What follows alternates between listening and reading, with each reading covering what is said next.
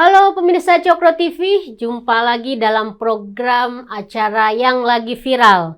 Seperti biasa bersama saya Nong Darul Mahmada dan saya ditemani oleh Belmondo Scorpio. Saya Kajito El Kayani. Oke, yang lagi viral sebenarnya masih tentang pernikahan, sisa-sisa pernikahan kemarin Mas Kaisang dan Mbak Erina ya. Tapi lucunya nih, yang heboh itu malah cucu-cucunya presiden ya, Presiden Jokowi, karena memang itu menyedot perhatian masyarakat. Jadi misalnya kayak anaknya siapa? Bobby. Ya Mas Bobby sama Mbak Ayang itu kan yang lain pada pakai seragam, ini malah pakai kaos oblong aja gitu ya. Itu memang menunjukkan presiden itu membiarkan dunia anak-anak. Jadi enggak, kalau susah pakai baju seragam ya udah dibiarin aja. Nah itu sebenarnya yang sekarang tuh masih rame juga menghiasi jagat khususnya di Twitter soal sisa-sisa pernikahan dari Mas Kaisang dan Mbak Erina. Tapi hari ini kita tidak membahas soal itu. Kita akan membahas soal yang sangat substantif, sangat penting untuk masa depan negeri ini, yaitu terkait digusur. Saya mengistilahkannya memang rencana atau mungkin sekarang udah tergusur juga siswa atau anak-anak di sekolah dasar negeri 1 Pondok Cina ya di Depok, karena rencananya tempat atau sekolah SDN 1 Pocin ini akan digantikan atau direlokasi, dialihfungsikan menjadi Masjid Raya yang dananya itu dari Pemprov Jawa Barat ya. Nah, proses dari relokasi ini memang membuat kita itu sangat sedih ya, menyedihkan gitu, karena bukannya misalnya dibangun dulu pengganti dari sekolah anak-anak ini, karena di situ ada ratusan murid yang terlantar akhirnya, apalagi sekarang atau kemarin-kemarin itu lagi menjelang tes pertengahan ya, tes apalagi khususnya mungkin buat kelas 6 lah, itu bisa dibayangkan sedihnya orang tua murid-murid di situ gitu, karena ada beberapa yang memang sudah menerima untuk dipindahkan ke sekolah SDN ininya ya 2 dan 3 kalau nggak salah, tetapi ada banyak orang tua yang keberatan karena dari segi misalnya kualitas atau posisi itu istilahnya tuh di bawah SDN-nya itu ya. Jadi kalau SDN 01 tuh memang akreditasi atau kualitasnya itu bagus. Jadi bisa dibilang sebagai sekolah yang cukup favorit di Depok. Nah, sebenarnya bukan pada kita tidak setuju dengan pembangunan masjid, tentu saja itu penting. Tetapi yang paling prioritas tentu saja adalah hak anak-anak ini atau murid-murid ini mendapatkan pendidikan yang layak. Nah, itu yang kemudian disoroti oleh para orang tua ya, khususnya, dan sehingga karena masalah ini, karena terlantarnya murid-murid yang sekolah yang mestinya serius belajar gitu, itu kan ditinggalkan oleh para gurunya ya. Bahkan saya mendengar, saya membaca itu ada kayak semacam tekanan dari pihak Pemkot Depok itu, sehingga misalnya guru-gurunya juga nggak bisa berbuat apa-apa. Jadi hak murid, hak anak di situ benar-benar terlanggar gitu kan. Padahal dalam konstitusi kita itu merupakan kewajiban negara untuk memfasilitasi anak-anak itu untuk belajar. Nah, sehingga gara-gara ini banyak ya yang relawan terlibat pada datang menjadi guru gitu kan. Terus yang terakhir bahkan Komnas HAM juga langsung turun ke lapangan untuk melihat kondisi sebenarnya SD negeri tersebut. Begitu juga KPAI mendesak supaya Pemkot untuk menyelesaikan dengan memberikan fasilitas dulu penyelenggaraan sekolah yang baik dan benar. Kemarin kalau nggak salah kamu datang langsung ya, Bel? Iya, datang sana. Lihat langsung ininya ya. Nah, perlu pemirsa ketahui bahwa Pemkot Depok ini kan wali kotanya itu Muhammad Idris ini kan dari PKS ya. Dan jangan lupa di Depok itu kan juga ada kampus yang cukup terkenal, yang sangat terkenal. Center of apa istilahnya itu Indonesia ya, Universitas Indonesia. Tapi kok saya menyayangkan juga nih mahasiswanya kok kurang begitu tertarik atau membantu mengadvokasi persoalan ini gitu. Dan Depok wali kotanya ini dari PKS, kita bisa membicarakan ini kok lebih memprioritaskan soal masjid daripada hak anak untuk belajar untuk mempersiapkan masa depannya. SD itu kan fondasi dari pendidikan dasar ya, selain PAUD. Nah, kita akan membicarakan soal ini nih ya. Belmondo kemarin udah ngeliat langsung ke lapangannya bagaimana kondisi anak-anak di situ. Dan mungkin bisa cerita, kita kasih kesempatan Belmondo dulu ya. Untuk bercerita langsung sebenarnya kondisi terakhir di sana itu seperti apa, Bel? Kok apa ya, betul-betul kita prihatin gitu ya, sedih lah, bisa dibilang sedih dengan melihat kejadian seperti ini. Silakan, Bel. Oke. Mungkin saya mulai dari keadaan pertama kali saya datang sana ke Pondok Cina 1 itu ya. Saya perhatikan di sana itu masih ada murid-murid di sana dan masih ada relawan-relawan di sana yang termasuk kegiatan itu adalah mengajar, dan teman-teman relawan itu juga mengadvokasi wali murid yang ada di sana gitu. Jadi sekarang memang guru-gurunya tuh udah nggak ada ya? Udah nggak ada. Jadi guru-guru dari SD itu yang kayak PNS atau honor di sana itu memang udah nggak ada. Jadi yang standby di sana itu malah teman-teman relawan sebenarnya yang mengadvokasi sama membuat kegiatan-kegiatan kecil untuk teman-teman dari SD Pondok Cina 1. Cuman kalau saya ingin menanggapi SD Pondok Cina 1 ini, yang pertama adalah ini Pemkot Depok ini nggak ngerti cara bernegara kalau saya bilangnya. Dia nggak ngerti itu apa pendidikan yang layak. Dia nggak ngerti juga bagaimana cara bermusyawarah yang baik sehingga orang itu di kota Depok, tempat orang memilih dia sebagai wali kota, itu paham gitu. Saya rasa itu. Karena berita di media sosial tuh bahwa kan ini Pemkot mau mengalihfungsikan SDN Pondok Cina 1 menjadi sebuah rumah ibadah, dalam hal ini masjid. Lokasinya kan? Ya, lokasi masjid. Yang saya temukan di lapangan atau saya dengar dari beberapa wali murid itu, sebenarnya mereka itu tidak keberatan kalau mau dialihfungsikan. Tapi yang harus digarisbawahi adalah anak didik mereka di situ, anak-anak mereka yang bersekolah itu tolong dong dipastikan kalau mereka itu mendapatkan pendidikan yang layak, pendidikan yang nyaman. Jangan kemudian mau dialihfungsikan tiba-tiba nggak mendapatkan itu gitu. Karena ini terkesan buru-buru gitu. Kabar yang saya dapat tuh kalau nggak salah Agustus sosialisasi, Desember udah mau dialihfungsikan gitu. Agustus kemarin ya? Agustus kemarin. Jadi berapa bulan tuh? 3 bulan? Ya, 3 bulan. Dan yang saya kecewanya adalah ternyata aspirasi dari orang tua wali murid ini nggak terpenuhi gitu. Dan di cerita yang saya temukan di wali murid di sana itu, SD Pondok Cina 3 dan 5 itu bisa dikategorikan sebagai tempat yang kurang nyaman bagi anak SD Pondok Cina 1 yang pindah ke sana. Itu pertama dari akses. Kalau ngelihat ininya, Bel, apa namanya, foto-foto yang beredar di media sosial itu yang dipindahkan itu kan bahkan keleleran di luar-luar gitu, karena udah nggak layak juga, udah kepenuhan lah istilahnya. Ada yang belajarnya di luar, katanya guru-gurunya tuh yang baru yang pindah dari SD Pondok Cina 1 tuh nggak dapat tempat juga di sana. Ini kan berarti nggak prepare. Ini hal-hal yang menurut saya ini kalau nggak siap, jangan dipaksain. Dan kalau kita hitung, tanah di SD Pondok Cina 1 itu kecil sebenarnya. Kalau nggak salah saya 100 berapa meter persegi gitu. Dan kalau mau dibangun masjid pun di sana, atau rumah ibadah, apalagi yang sekedar jami dan raya yang gede itu nggak cukup gitu sebenarnya. Dan sebenarnya kalau mau bangun masjid, dia cari tempat lain yang lebih gede tanahnya, yang lebih luas gitu. Dan kemarin kalau saya baca juga berita Ridwan Kamil juga udah bilang gitu. Masalah SD, SMP itu sebenarnya administratifnya Pemkot Depok. Yang khususnya wali kota yang pegang. Sedangkan SMA ke atas, SMK itu Pemprov. Jadi Ridwan Kamil tuh nggak bisa mengurusi secara teknis. Tapi dia udah make sure kalau misalnya tolong diselesaikan dengan cara musyawarah gitu. Dan Pemkot Depok sampai hari ini pun masih bersikeras. Komnas HAM kemarin datang ke sana sore untuk melihat secara langsung, menyerap aspirasi dari wali murid. Tapi kan seperti kita tahu lah, Komnas HAM ini juga nggak ada tindakan hukum, dia cuma bisa beri rekomendasi. Komisi Perlindungan Anak cuma sampai rekomendasi.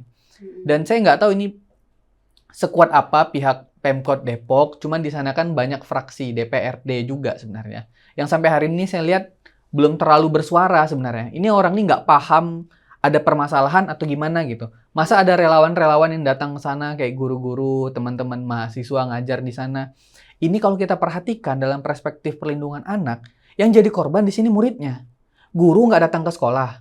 Mereka nggak pindah ke SD 3 dan 5. Ini anak-anak mau diapain gitu. Sedangkan yang bersikukuh dan bersitegang ini kan orang dewasa sebenarnya. Anak-anak ada di sana, mereka tahu persoalan. Dan kita tahu lah anak-anak ini kan peniru yang ulung dan perasa gitu ya. Kesian anak-anak yang di sana itu kesian. Dan ini kayaknya Pemkot Depok ini keras kepala saya rasa. Kesian orang. Cobalah datang ke sana, musyawarah, cari aspirasi. Dan kemudian nggak selesai-selesai. Saya agak sebanding karena saya tuh persoalannya di sana di lapangan begitu. Iya. Bahkan kalau kita baca agak-agak ini ya, horor gitu kalau kita ini ya. Karena misalnya ada satpol malam-malam gitu datang, itu memang seperti meneror ya orang tua atau wali murid yang masih menginginkan atau tetap bertahan anak-anaknya itu untuk sekolah di situ ya. Gitu. Nah, saya baca nih hari ini dari Pak Ridwan Kamil atau Kang Emil sebagai Gubernur Jawa Barat gitu, itu ada, kalau misalnya kondisinya masih seperti ini, ada kemungkinan bahwa rencana untuk memberikan anggaran pembangunan masjid itu akan dibatalkan mungkin gitu, karena kurang tersosialisasi atau dialognya sehingga bisa mencari titik temu untuk mencari solusi yang terbaik khususnya buat para muridnya. Nih Kak Jito gimana ngelihat apa ya, ini kan sebenarnya salah satu contoh yang real dari bagaimana menangani satu persoalan yang sangat mendasar terkait soal masa depan anak-anak. Ya, ini soal pendidikan. Pendidikan itu kalau menurut saya lebih penting daripada misalnya membangun masjid.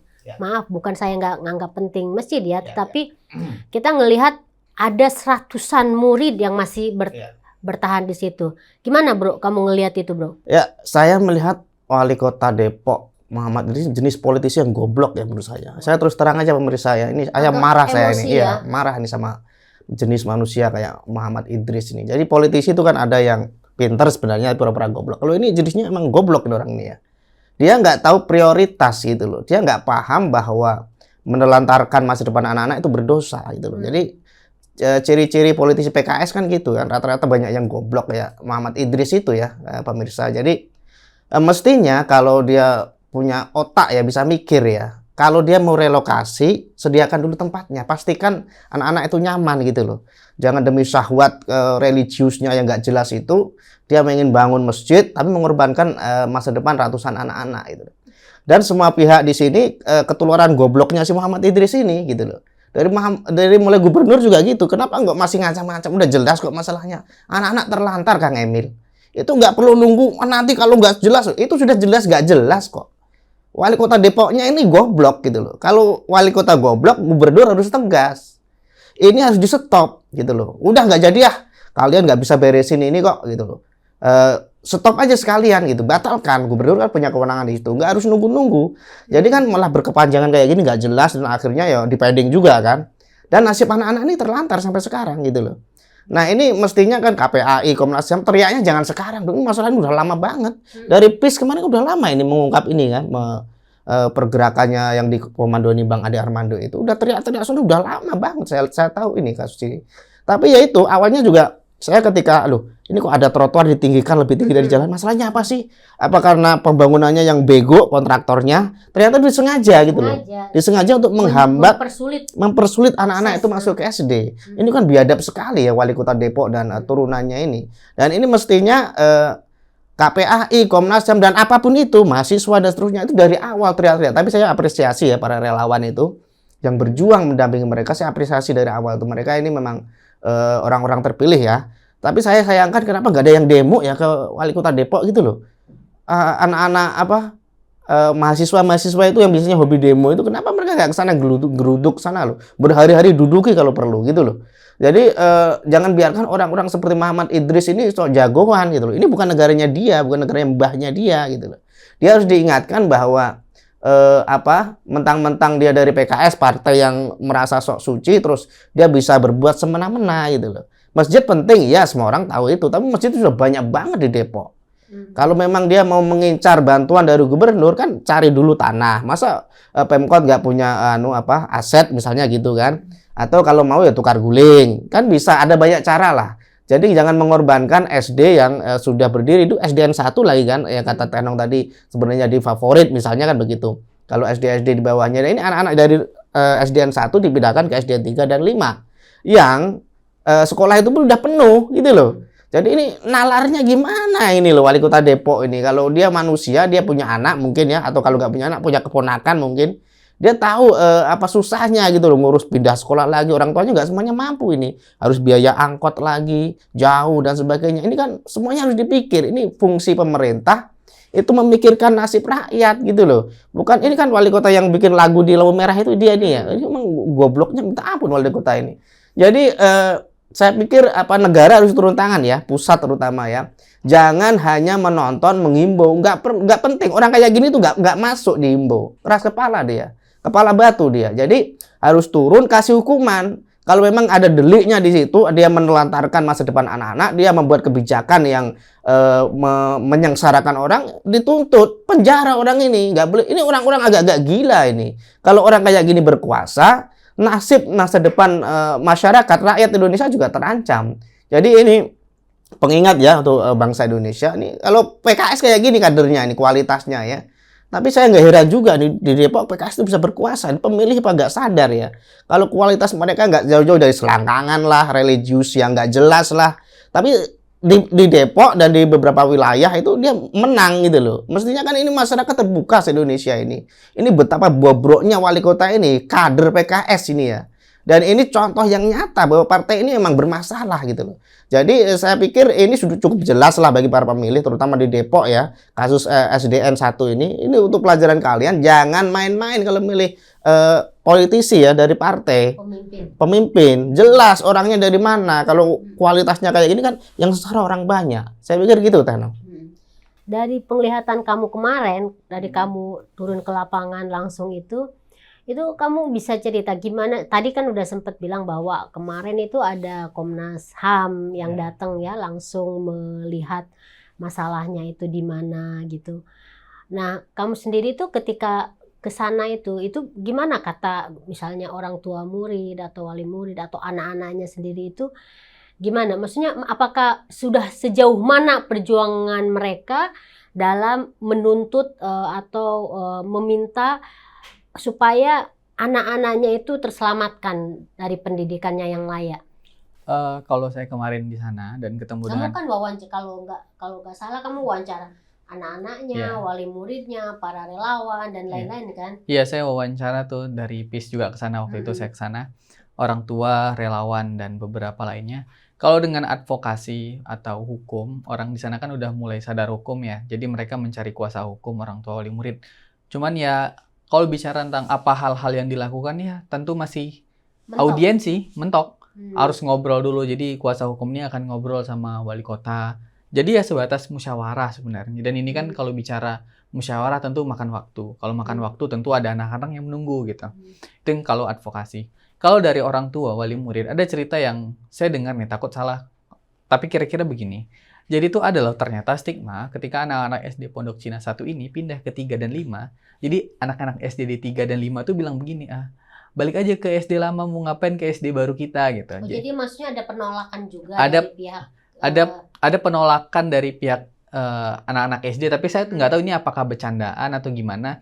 Cuman kan hal-hal yang begini nih sebenarnya yang bisa mengganggu psikologis anak juga. Kalau kita bicara tentang anak ini pindah-pindah kan ada perasaan gimana ya, adaptasi baru lagi, ada dunia baru lagi, orang baru lagi, sehingga itu juga memakan waktu yang lama. Itu kalau dari orang tua. Dan dari orang tua tuh kalau kita perhatikan SD Pocin 3 dan 5 sebenarnya juga nggak terlalu jauh ya. Cuman kan di sana ada administrasi yang harus diurus orang tua lagi untuk pindah sekolah. Dan yang begitu-begitu tuh persoalan-persoalannya tuh. Dan apalagi kelasnya juga nggak cukup kan. Jadi orang tua tuh banyak mengeluh dari segi pendidikan tuh yang begitu tuh. Dan kalau saya perhatikan juga, nggak ada masalah sebenarnya. Itu tanah mau dibangun apa sama Pemkot Depok. Cuman masalah mekanisme dan teknis aja sebenarnya gitu. Dan orang tua itu kan pengen aspirasi mereka tuh didengarkan. Karena ini kepentingan anak mereka juga gitu. Tapi Pemkot Depok tuh nggak sampai seperasa itu, nggak seempati dan sesimpati itu gitu kepada mereka. Dan itu yang menjadi persoalan tuh. Kalau kemarin dari orang tua wali itu yang saya dengar. Kalau dari relawan, mereka itu ngadain acara-acara yang singkat ya. Kemarin tuh mereka ngadain nonton bersama. Karena anak-anak relawan ini kan ngajar juga kemarin udah selesai UAS, ujian. Jadi ada kegiatan-kegiatan kecil yang mereka lakukan. Ada makan bersama, nyanyi, yang gitu-gitu. Jadi ada pengajaran-pengajaran mereka kayak berhitung, membaca. Relawan tuh cuman punya kemampuan sampai di situ tuh. Karena yang kalau diperhatikan, yang paling paham murid-murid ini kan juga guru yang di sana kan. Sedangkan guru-guru yang lama kan udah nggak ada dan nggak boleh datang lagi gitu. Diancam ya. Diancam untuk datang ke sana. Dan seputar-seputar itu aja belum selesai. Dan ini masalah keras kepala juga dan masalah ini nggak ada yang ngajakin musyawarah dan duduk aja gitu. Seharusnya tuh kalau sebagai pemimpin ya, apalagi di negara yang bangsa Indonesia yang luas, besar, banyak ideologi, banyak pemikiran dan perbedaan ini, politik itu kan berbicara ya, politik itu bermusyawarah, tapi itu nggak dilakukan. Sayangnya tuh di situ. Iya, padahal kalau kita ngelihat pertama pendidikan di negara kita itu merupakan konstitusi juga kan, mencerdaskan kehidupan bangsa itu jelas sekali dalam konstitusi kita ditulis soal bagaimana anak bangsa itu yang pertama itu pendidikan, bahkan APBN aja kan 20%. Iya, sekarang udah bukan 9 tahun, iya, udah 13 tahun. Nah, ini menarik bahwa dalam kasus Pochin ini ada tindakan kayak semacam otoriter, ingin segala cara dilakukan, bahkan termasuk kekerasan itu. Kalau kita baca Satpol, guru-gurunya diancam, dipecat dan lain-lain kalau masih tetap bertahan kayak gitu-gitu kan. Kalau tetap mengajar gitu, bahkan bukan hanya guru-gurunya, stafnya, terus fasilitas-fasilitas sekolah diambil, ditiadakan. Ini proses musyawarah yang tadi dibilang oleh Belmondo itu hampir tidak ada juga kan. Artinya ini benar-benar si pemimpin yang katanya bersandar pada agama Islam gitu, istilahnya PKS itu yang selalu diagung-agungkan kan itu gitu kan. Tapi bahkan untuk melakukan dengan cara-cara yang baik aja itu tidak dilakukan kan bro. Itu kan tidak sesuai dengan bernegara atau memimpin yang baik kan gitu. Makanya kamu kok keras banget sampai bilang goblok, saya kaget loh. Saya kaget juga. Karena sejak dulu udah berlarut dan saya melihat kasus ini. Kita ngangkat ini sejak 2 bulan yang lalu ya. Nggak ada ujungnya. Dan terlihat di sini pemerintah pusat, baik pemerintah gubernur ya, pemerintah daerah juga nggak ada kuasanya di sini gitu loh. Bahkan saya tuh ngelihat malah kayak di pingpong gitu loh. Ketika aku pribadi itu sebenarnya juga melapor gitu ya. Jadi maksudnya ya kayaknya harus ada tindakan langsung gitu dari pusat. Tapi dibilang oh itu mah urusan Pemprov. Dari Pemprov itu urusan Pemkot. Wah. Jadi pola pikirnya masih jadul ya, feodal banget saya pikir pemerintah itu ya, dari pusat sampai bawah. Artinya kalau ada kemacetan di bawah itu nggak bisa pakai prosedur normal gitu loh. Jadi mereka harus bertindak di luar prosedur, jangan di pingpong. Ini udah macet di bawah, diminta untuk diselesaikan oleh bawah ya nggak bisa. Sudah macet si wali kota bodoh ini, goblok ini bikin macet gitu loh, tersumbat salurannya. Kalau tersumbat ya digetok dari atas gitu loh. Nggak bisa dibiarkan, oh biar diurus itu, bukan urusan saya. Nggak bisa dong, gurunya pemerintah itu apa? Bubarkan aja kalau memang nggak bisa ngatasi cecunguk si siapa tadi, Muhammad Idris tadi. Untuk apa kamu jadi gubernur? Untuk apa kamu jadi pemerintah pusat? Jadi apapun kamu itu loh. Ini ngatasi wali kota aja nggak bisa. Padahal dia sudah jelas-jelas menzalimi masa depan ratusan anak-anak yang mungkin salah satunya di presiden, kita nggak tahu kan. Jadi pembesar, jadi tokoh politik dan seterusnya. Jadi kalau saya lihat tadi dari Bro Belmondo yang mengatakan bahwa hari ini pun masih mediasi, masih musyawarah, ini dihentikan aja lah, nggak ada gunanya juga kok. Itu class action aja, masyarakat bergerak gitu, mahasiswa demo, yang yang intelektual juga bikin advokasi, tuntut kalau bisa dituntut ya. Kalau ada pasalnya bisa dipenjara, penjara aja Muhammad Idris itu ngapain? Takut sama orang PKS gitu loh. Jadi menurut saya memang ini berlarut-larut dan di pingpong tadi betul sekali itu. Dan ini membuktikan bahwa otonomi daerah itu ya kebablasan juga seperti ini. Jadi pusat pun kewenangannya nggak ada, nggak bisa memberikan tekanan ke bawah. Jadi kalau bawah udah macet, mereka nggak bisa berbuat apa, nggak bisa berbuat banyak, nggak bisa menghukum, nggak bisa menegur ya kan. Mereka juga dipilih langsung kan masalahnya. Jadi menurut saya untuk jangka panjang ya, otonomi daerah ini harus Evaluasi ya. dievaluasi. Itu udah banyak yang jadi raja-raja kecil di daerah. Yang kedua, menurut saya dalam kasus Pocin 1 ini khusus untuk gubernur ya, Kang Emil itu ya harus tegas gitu loh. Jangan hanya mengancam kalau nggak beres bisa saya batalkan. Itu kan kalimat yang mengambang. Ini sudah jelas macet Kang Emil. Langsung stop aja. Kalau di stop kan itu SD balik lagi gitu loh. Mereka mau gusur mau bikin apa? Wong dananya udah di stop. Gubernur atau Pemprov Jabar bilang hentikan, selesai. Dari pusat juga gitu ditekan. Guru-guru misalnya boleh ngajar lagi di situ kan. Selama ini kan dihalang-halangi kan sama wali kota atau nggak tahu lah yang bawahnya. Diancam dan sebagainya, diancam nggak boleh, harus pindah. Padahal kondisinya di SD yang lain 3 dan 5 itu kan udah penuh juga gitu loh. Apalagi kata Bro Belmondo tadi ya, ada anak-anak yang biasalah anak-anak kan.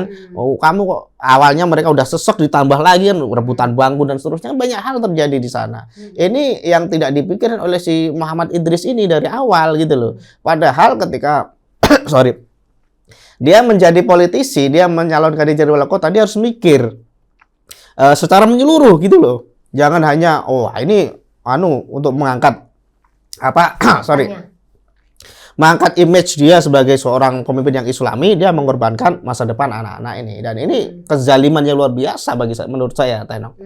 Jadi untuk mencapai tujuan yang mulia, kita anggap aja bahwa membangun masjid raya itu adalah tujuan mulia ya, karena memberikan sebuah tempat untuk beribadah kepada umat Islam di Kota Depok.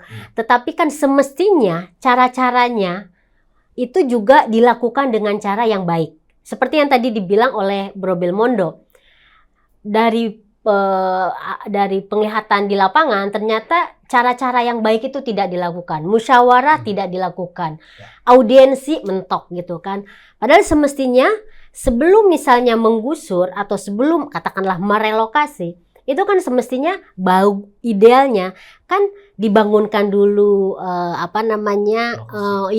gedung penggantinya, sekolahnya. Jadi tidak dipaksakan uel-uelan di 2 SD yang sebenarnya juga udah penuh kan.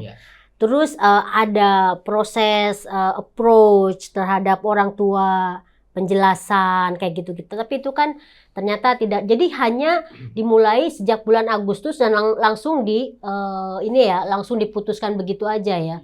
Kamu ngelihat seperti itu ya? Seperti yang tadi dibilang oleh Bro Kajito, kalau misalnya seandainya ya ada proses hukum dilakukan oleh orang tua, emang bisa itu Bro? Belmondo kan orang hukum ya, dan kemarin udah lihat langsung di lapangannya. Ada nggak kans untuk misalnya PT UN atau apa gitu? Oke, kalau saya perhatikan juga nih sebenarnya kalau bicara tentang pidana ini kan berarti kita mau mempidanakan keputusan dari apa yang dilakukan oleh pemerintah Kota Depok, dalam hal ini Wali Kota Depok ya. Ada 2 sih yang bisa ini kalau dalam pikiran saya ya, saya belum analisa tajam nih, tiba-tiba Tenong tanya ya. Ada 2 yang bermasalah di sini. Yang pertama itu adalah keputusan Wali Kota Depok. Itu dalam bentuk apa keputusannya yang kamu lihat, ada nggak? Itu kan biasanya kalau mau merelokasi, mengalihfungsikan tanah sekolah dibangun gedung apa gitu, biasanya itu ada surat keputusan yang dikeluarkan oleh Wali Kota Depok. Biasanya itu bisa digugat tuh. Karena keputusannya tidak sesuai. Itu biasa ke PT UN. Tapi kalau mempidanakan si Wali Kota Depok, ini persoalan lain ini. Karena butuh bukti yang banyak terkait dengan apa kesalahan yang dilakukan, siapa pihak yang dirugikannya. Sedangkan dalam hal ini kan juga SD negeri ya, yang mana pengolahannya itu dilakukan oleh Pemko Depok. Kalau saya perhatikan mungkin keputusannya itu bisa digugat di PT UN untuk dibatalkan agar tidak direlokasi. Kalau saya perhatikan gitu tuh. Cuman kalau untuk mempidanakannya itu agak berbeda jalannya. Kalau saya lihatnya begitu. Cuman kembali lagi ke SD Pondok Cina 1 nih, ada 2 hal yang saya soroti. Pertama itu pendidikan yang layak tidak terpenuhi. Yang kedua, Pemko Depok tidak bijaksana dalam melakukan alih fungsi. Itu tuh yang menjadi persoalannya tuh. Ini closing langsung. Jadi kalau ngelihat dari kasus ini, pelajaran apa yang bisa kita petik ya? Dari misalnya soal kepemimpinan, dari soal misalnya masa depan anak, dari kamu dulu deh. Saya pikir sudah jelas ya dari gambaran di Depok ini. Jangan pilih pemimpin dari PKS, kamu kan kayak gitu kan. Coba ucapkan langsung dari Ya udah jelas partai kualitas kader PKS seperti ini kok masih dipilih itu kan ya wah, keterlaluan menurut saya. Jadi kasus di Depok itu sebuah contoh yang sangat jelas. Kalau pilih partai ya pilih lihat-lihat lah ya. Kayak siapa Mas? Ya. Yang cerdas sedikit apa sih gitu loh. Buktinya ini jadi kenyataan kan dan saking bahlulnya wali kota ini mereka ngotot seolah-olah dia benar. Padahal dia sudah menzalimi begitu banyak orang dan keputusannya sudah jelas salah. Bahkan gubernur sudah mengatakan bahwa loh laporan ke saya udah beres katanya kok gitu loh. Ini kan menipu dia kan, menipu atasannya. Dan ini udah nggak bisa dibiarkan. Jadi saya lihat memang kader-kader PKS ini kecenderungannya gitu, menghalalkan segala cara. Sudah nipu, sudah menzalimi, sudah keras kepala, bahlul ya. Bodoh gratis tapi jangan diborong semua gitu loh. Ini kok diborong semua. Jadi emang nggak ada batasnya. nggak ada batasnya. Jadi bingung juga kita kalau dihabisin sama dia bodohnya gitu loh. Jadi para pemirsa ini mendekati 2024 ini ada titik balik ya bagi saya, bagi kita semua untuk lebih cerdas lah milih. Partainya udah jelas kayak gitu kok, kualitasnya juga nggak jauh-jauh lah dari dia, dari wali kota Depok gitu ya. Jadi kasus ini tolong semoga apa ya, pemerintah juga perlu didesak ya. Jadi adik-adik mahasiswa UI terutama tolong turun ke jalan, geruduk kantor wali kota, kelompok intelektual, orang-orang yang peduli pada nasib anak ini tolong dibantulah ya. Jangan hanya baca berita aja, jangan hanya komen-komen di media sosial saja. Mereka tuh sangat dizalimi, mereka itu korban, mereka butuh di ini kan. Kalau bisa dibatalkan itu, dibangun lagi sekolahnya menjadi lebih layak lagi untuk mereka. Saya kira itu, Teno. Kalau dari saya, lucunya itu adalah ini masalah kalah dan menang, masalah siapa yang salah, siapa yang benar. Padahal Pemkot Depok dan SDN Pondok Cina 1 itu seharusnya win-win solution. Sama-sama menang, dan itu tuh jalan yang tidak dicapai oleh Pemkot Depok. Dan terkait dengan siapa yang dirugikan, di sini ada anak-anak, ada generasi bangsa, ada sebenarnya penerus yang kita nggak tahu siapa nanti yang terzolimi dia, yang nggak dapat pendidikan yang layak. Ini tentang bernegara, berbangsa, wali kotanya demikian, itu saya turut prihatin gitu, turut kecewa banget gitu.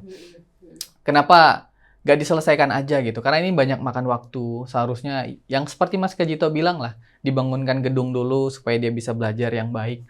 Cuman saya nggak tahu nih langkah apa terbaik yang harus dilakukan dan siapa yang harus menstop ini secara langsung. Apakah itu Provinsi Jawa Barat seperti Kang Emil atau langsung Pak Presiden Joko Widodo, saya nggak ngerti. Soalnya Komnas HAM sama Komnas Perlindungan Anak tuh cuman sampai direkomendasi. Nggak ada pihak yang berani memveto bahwa udah selesai gitu.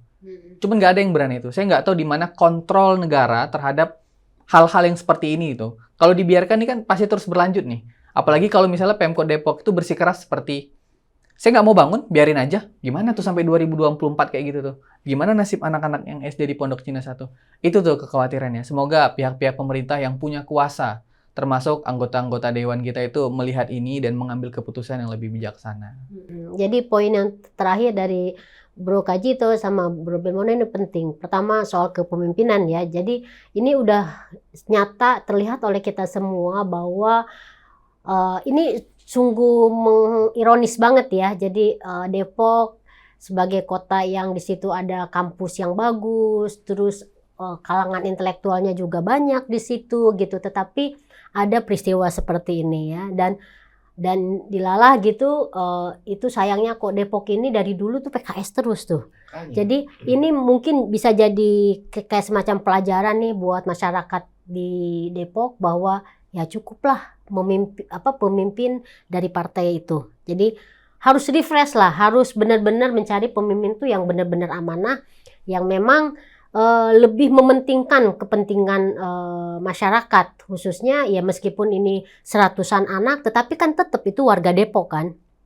Itu yang pertama. Yang kedua, kita berharap bahwa masalah SDN Pocin ini secepatnya bisa selesai, dan yang menang, kalau saya nggak setuju dengan win-win solution itu. Kalau saya pengennya yang menang itu adalah anak-anak, murid-murid, karena mereka itulah yang selama ini memang punya hak gitu loh untuk mendapatkan pendidikan yang layak. Jadi harus tetap bertahan ya, tetap harus bertahan sampai kemudian kalau memang itu jadi direlokasi, ada bangunan tersendiri untuk memindahkan SDN 1 Pocin itu. Nah, itu ya yang seharusnya dijadikan kayak semacam tuntutan ke Kang Emil sebagai Gubernur DKI atau ke Presiden Jokowi sebagai Presiden.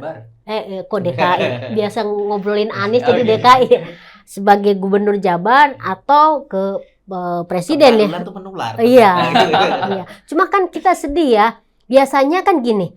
Kalau sudah viral itu kan cepat teratasi masalah itu ya. Tetapi yang Pocin ini udah viral dari dulu tapi belum teratasi juga, malah tambah parah kan. Ini mengerikan buat saya ya. Jadi kita tunggu aja nih ini endingnya sampai apa dan mau bagaimana. Tetapi kita berharap adalah kebaikan dan murid-murid yang terlantar itu bisa secepatnya kembali sekolah dengan nyaman dan ini ya dan asik gitu loh sebagai siswa. Oke, kita cukup segitu ya. Dan pemirsa Cokro TV, kita akan ketemu lagi dalam pembahasan yang lagi viral dan kita berharap murid-murid, orang tua, wali murid SD Negeri Pondok Cina tetap semangat ya. Dan kita terus bersama mereka, bersama untuk berjuang bersama-sama. Terima kasih Kak Jito, terima kasih Belmondo, pemirsa Cokro TV. Kita ketemu lagi di yang lagi viral minggu depan. Salam.